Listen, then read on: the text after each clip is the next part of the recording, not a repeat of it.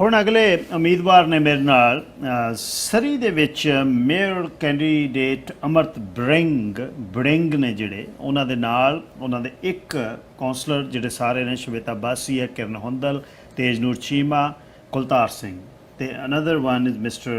Joe Kennedy. Mr. Kennedy, welcome to Dan. Thank you very much for having me and putting on this wonderful service. Thank you. Very positive vibrations when you entered in studio. Absolutely. You know, I enjoy meeting people. I enjoy talking about things that are important, and I don't know why I love it, but I do, and here I am. There's no burden of election. There's no burden of campaign. You looks very free to me. Absolutely. Yeah, we are independently funded. We are not beholden to any globalist agenda or anything like that.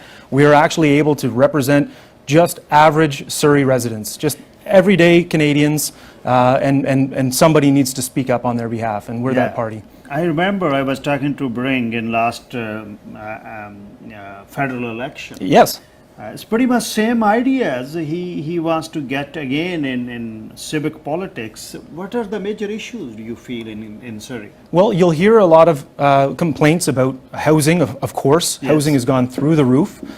Just last year, I'm sure everyone's noticed that property values have almost doubled in the last year. So with that, housing, inflation is massive, cost of living, transportation, and people talk about education as well. It's a little bit difficult to impact education on the local level as it is provincial mandates. Mm-hmm. However, it is still something that we, as the People's Council of Surrey, think that if it affects Surrey residents, then that is something that we can speak on. People's Council, very attractive name. Yeah. There's no one who's funding you. You are your own. Absolutely. We are our own. Amaret, as you mentioned, ran with the People's Party of Canada in the federal election in 2021. Yes. And I was a candidate in that as well. Okay. I was running within the Surrey Centre location. So received 4% of the vote, and we stood on our values of honesty, transparency, and freedom. And that is what we're running with as well this time. So in major issue now in city of Surrey is very big city now. Absolutely. About 12 to 15,000 people are coming every year, and there are major issues of when you got flux of that immigration. People wants to come here, but there are issues also. What do you find out? What are the major issues? Well, you brought up a good point where Surrey is a major destination for a lot of people that come to Canada. And it's our burden, or privilege, whichever way you want to look at it, to be able to find ways that we can provide for them and they can provide for themselves, as well as, not overlook the demands and needs of actual Surrey residents that are already here, that have put into the tax base, that have deep roots here. And so, we need transparency on what funding is available from the province, from the federal government that is deciding those immigration numbers and deciding to bring in 450,000 people every year, plus reunification of families on top of that.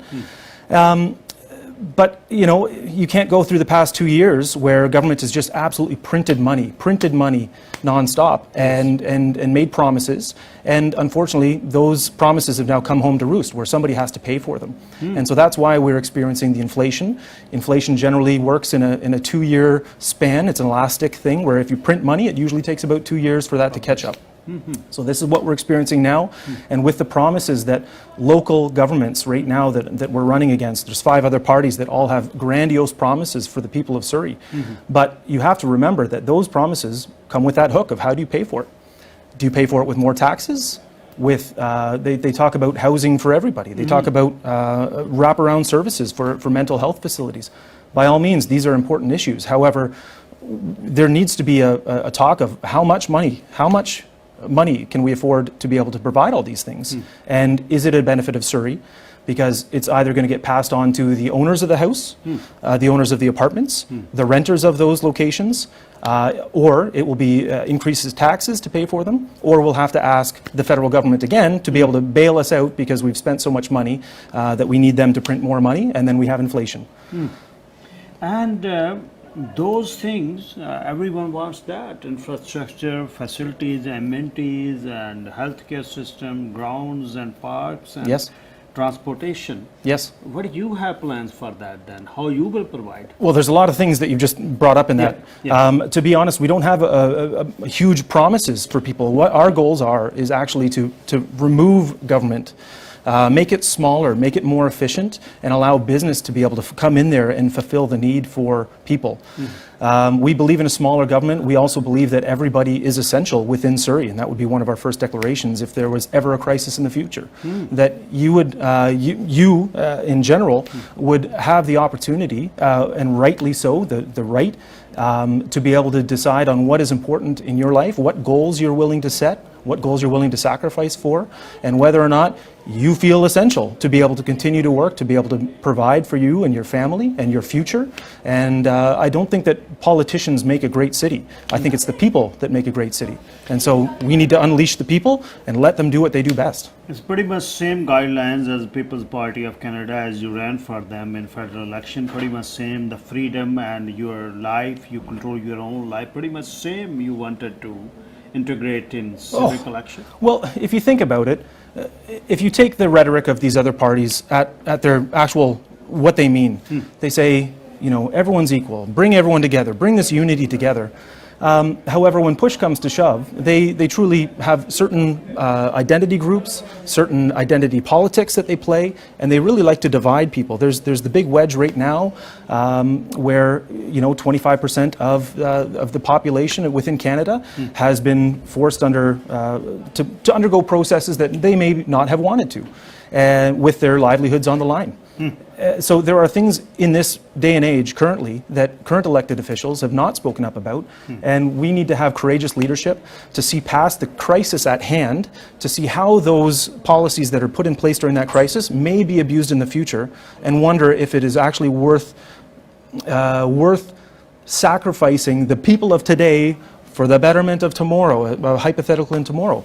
And we don't believe that we should be sacrificing the people of today. We think the people of today are just as important as the people of tomorrow. And the only way to get forward is to actually trust in the intrinsic value of an individual, because you can't have an identity politics, you can't break people down into intersectionality without looking at them as the full individual, that you are not your identity group, I'm not my identity group, I am Joe Kennedy. Yes. And we all have individual experiences, a popular thing to talk about nowadays, and there's nobody else like you. Very clear vision. Absolutely. Very clear talk and very clear vision, and you stand for that, you stood for that. Best wishes. Any message at last to the listeners? Absolutely.